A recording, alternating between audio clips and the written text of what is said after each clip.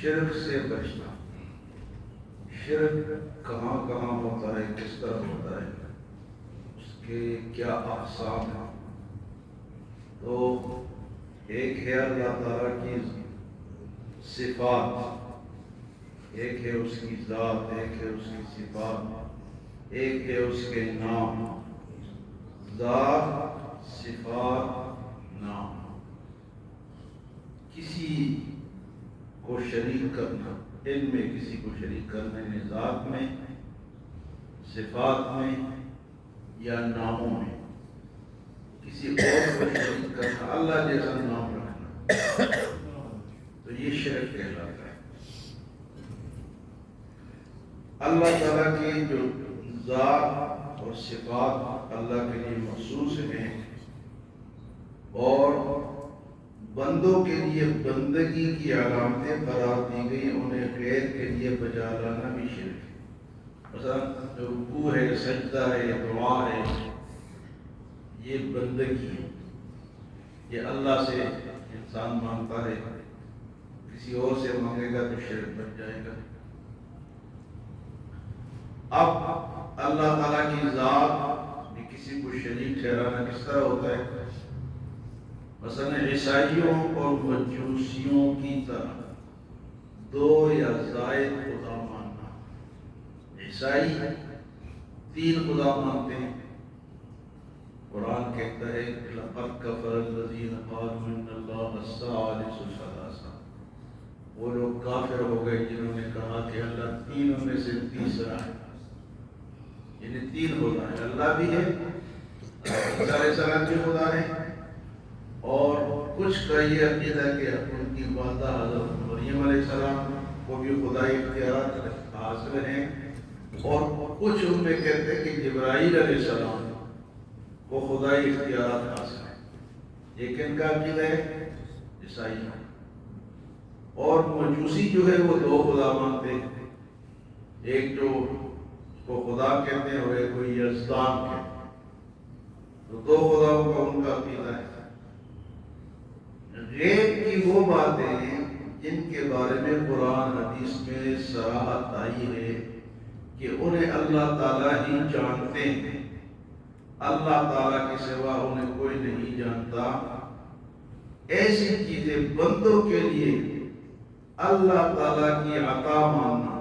مثلا یہ کہنا کہ فلاں شخص بھی اللہ تعالیٰ کی عطا سے یہ جانتا ہے کہ قیامت کب آئے گی، قیامت کب آئے گی.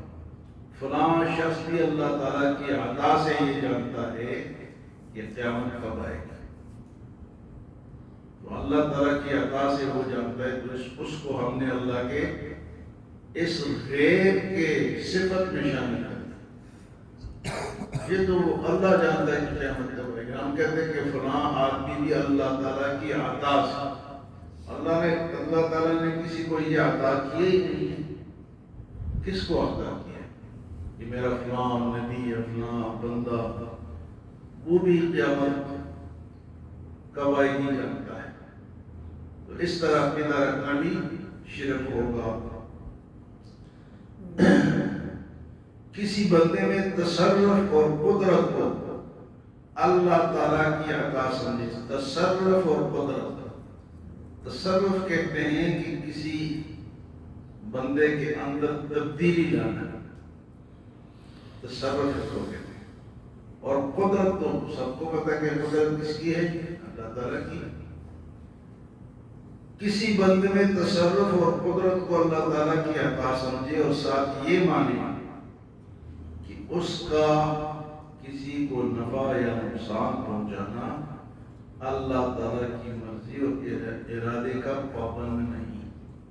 فلاں آدمی کسی کو نقصان بھی پہنچا سکتا ہے اور فائدہ بھی پہنچا سکتا ہے.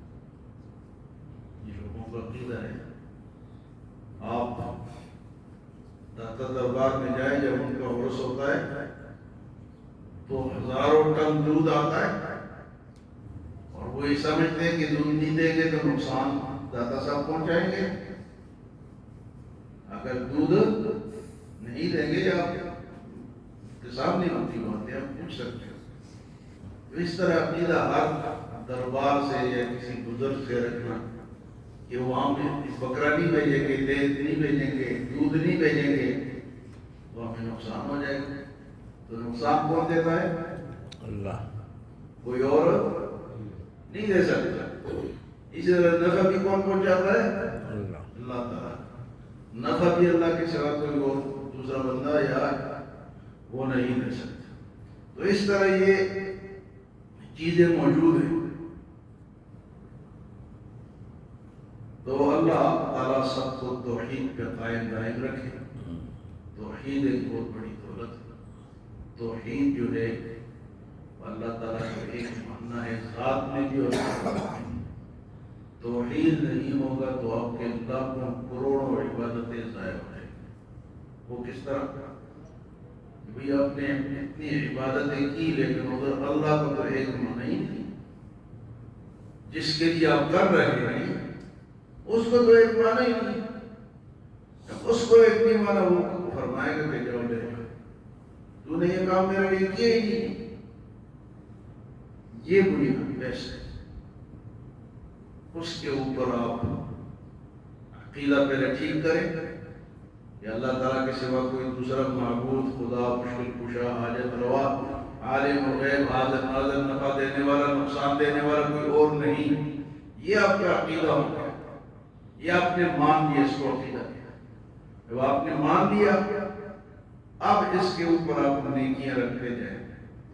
نماز کی نیکی، حج کی نیکی، صدقہ و خیرات کی نیکی آپ کی بلڈنگ بنتی جا رہی. اور اگر پہلے ہی اینٹیں آپ کی ٹیڑھی ہے اور وہ غلط ہے تو آپ نے کروڑوں عبادتیں کی، لاکھوں کی، تھک گئے، کھڑے ہو آپ پنکھے کے ساتھ لٹک کے عبادت کریں لیکن توحید نہیں تو آپ تھک رہے ہیں. ہمارے پشتوں میں کہتے ہیں ہندوس دڑے ہو جائے مہاراج، کہ ہندو یا کافر جو ہے وہ رام رام کرتا ہے تھک جاتا ہے لیکن اللہ پھر بھی راضی نہیں کیونکہ وہ اللہ کو اس طریقے سے مانتا ہی نہیں. ہندوس دڑے ہو جائے مہاراج یہ پشتوں کی ایک مثال ہے. لیکن اردو میں بھی اس کا ترجمہ کیا بنتا ہے کہ تھک گیا وہ بیچارہ، لیکن چونکہ غلط طریقے سے وہ کرتا ہے تو اس لیے وہ قبول نہیں. یہ تو ہو گئے توحید کی بات. عقیدہ کیا ہونا چاہیے؟ موحد، توحید والا. اور توحید کسے کہتا ہے کہ اللہ کی ذات میں، صفات میں شرک سے بچنا. یہ عقیدہ رکھنا تاکہ مالی طور پر بھی اگر ہم کوئی چیز دیتے ہیں تو وہ بھی عبادت ہے. مثلا آپ نے ایک دیگ پکایا یا ایک جانور دیا لیکن اس پہ اللہ کا نام نہیں لے، یہ فلاں بابے کا ہے مجھے بیٹا دے رہا. اس طرح لوگ ہیں جانور لے کے جاتے ہیں. ہم زیارتوں پہ جائے بڑے بڑے جانوروں کھڑے کھا رہے ہیں، مزے کر رہے ہیں اور کون دے رہا ہے جی؟ کسی کو بیٹا چاہیے، کسی کو بیٹی چاہیے، کسی کو مال چاہیے، وہاں جا کے جانور دے رہے. تو یہ کس کے نام پہ ہو گیا؟ اللہ کے سوا کسی کے نام پہ ہو. یعنی مالی عبادت پہ میں عقیدہ ٹھیک رکھنا ہے. کیونکہ اللہ پاک فرماتے ہیں حرمت علیکم المیتۃ والدم ولحم الخنزیر وما اہل بہ لغیر اللہ. اللہ نے حرام کر دی کیا چیزیں؟ حرمت علیکم المیتۃ، مردار کوئی چیز مر گئی، جانور ہے، حلال جانور ہے، گائے، بکری ہے، مرغی ہے، مر گئی. اس طرح یہ بار کیا ہے جو بنی شوار میں اس کو کیا کہتے ہیں؟ شوارما. اس میں یہی مرغیاں استعمال ہوتی ہیں جو سستی ملتی ہیں، مردار کاٹ کے آپ کو کھلاتے ہیں اور آپ بڑے مزے لے کے اس کو کھاتے ہیں. اور یہ ہو رہا ہے کئی دفعہ آپ نے میڈیا میں دیکھا پکڑے گئے ٹرکوں کے ٹرک مردار جانور مرغے، ٹرکوں کے ٹرک مردار ہے، ختم ہے، مرے ہوئے اور بکنے کے لیے جا رہے ہیں. تو یہ ویسے پیسہ نہیں کمایا جا رہا، یہ مردار اس میں استعمال کرتے ہیں، سستے ملتے ہیں اور ہماری اوپر بیچتے ہیں. ایمان تھوڑا عقیدہ تھوڑا کسی نے سیکھا ہے آپ کے مسجد میں؟ عقیدے کا تو پتہ ہی نہیں ہے، مال کا پتہ ہے، مال زیادہ سے زیادہ میں گاڑی لوں، میں ٹرک لوں، میں یہاں عمرہ کروں، میں حج پہ جاؤں، پیسے چاہیے، چاہے وہ مردار جانور سے ہی۔ تو پہلی چیز حرام کیا ہے جی؟ المیتہ۔ دوسری چیز والدم، خون، چاہے انسان کا ہو چاہے جانور کا ہو۔ یہ خون کا جو استعمال کرتے ہیں ان مرغیوں کے خوراک میں آج کل کرتے ہیں، یہ حرام ہے۔ یہ جو شیور مرغے یہ تباہی رکھنا، اس لیے ہمارے اندر غیرت بھی نہیں ہے، ایمان بھی نہیں ہے۔ یہ گن ان کو کھلاتے ہیں اور وہ گن پھر ہم کھاتے ہیں۔ تو دو چیزیں ہو گئی، مردار، دوسری چیز جی خون، اور تیسری چیز ہے ولحم الخنزیر، خنزیر کا گوشت۔ لیکن خنزیر کے گوشت کو آج کل یا اس کی چربی کو ہر چیز میں استعمال کر رہے ہیں۔ جتنی بھی آپ کی ملٹی نیشنل کمپنیاں، ان کے صابن، ان کے شیمپو، ان کے فلاں، ان کے فلاں، کیونکہ وہ ملائم کرتا ہے، اس کی جو چربی ہے اس چیز کو کیا کرتی ہے؟ ملائم بناتی ہے۔ یہ عورتیں مرتی ہیں خوب اپنے چہروں کے اوپر، اور جناب مرد بھی مرتے ہیں، اگر اس کے اندر خنزیر کا چربی شامل ہے تو وہ حرام۔ تو خنزیر اور یہ خنزیر ایک ایسا جانور ہے اس کو اللہ پاک نے کیوں حرام قرار دیا؟ پیدا بھی اللہ نے کیا ہے، لیکن اس کے اندر ایسی غلط خصلتیں ہیں، خاصیتیں ہیں، بے غیرت ہے وہ جانور، تو وہ جو کھائیں گے استعمال کریں گے وہ لوگ بھی بے غیرت بنتے جائیں گے۔ کھانے کا اثر ہوتا ہے نا جی، آپ اچھا کھانا کھائیں تو آپ صحت مند ہوں گے، آپ غلط کھانا کھائیں تو آپ بیمار ہو جائیں گے۔ تو یہ اس کا گوشت کھاتے ہیں، یورپ والے تو دڑا دڑ کھا رہے ہیں، لیکن مسلمان جو چیزیں استعمال کر رہے ہیں وہ مجبور ہے، کیا ہمیں پتہ بھی نہیں کہ کس کے اندر شامل ہے اور کس کے اندر شامل نہیں۔ تو اس کی ہر چیز جو ہے وہ حرام ہے، اور جو چیز جو ہے اس میں ہم سب کوئی نہ کوئی بندہ ملوث ہے، ہم میں سے سب۔ وما أهل به لغير الله، ہر وہ چیز حرام ہے جس پہ اللہ کا نام نہیں لیا گیا۔ یہ فلاں کے نام، یہ جو 10 محرم کو دیگوں پہ دیگے پکتی ہیں، کس کے نام پہ پکتی ہیں؟ 12 ربیع الاول پہ جو دیگے پکتی ہیں کس کے نام پہ پکتی ہیں؟ بھائی یہ لوگ صدقہ خیرات کرتے ہیں، لیکن عقیدہ تو پہلے سیکھو، پھر کرو نا، پھر پکاؤ جو مرضی پکاؤ، منع نہیں ہے، لیکن نام اللہ کا لو، یہ دیگ اللہ کے نام کی ہے، پھر وہ حلال ہے آپ کے لیے۔ لیکن وہ کیا، اگر یہ عقیدہ رکھے کہ یہ حضرت حسین کی دیگ ہے، حضور صلی اللہ علیہ وسلم کی دیگ ہے، بڑی امام کی دیگ ہے، داتا کی دیگ ہے، گولڈا کی دیگ ہے، تو وہ اللہ کا نام اس پہ نہیں، اس پہ غیر اللہ کا نام ہے۔ اس کو کہتے ہیں وما أهل به لغیر اللہ۔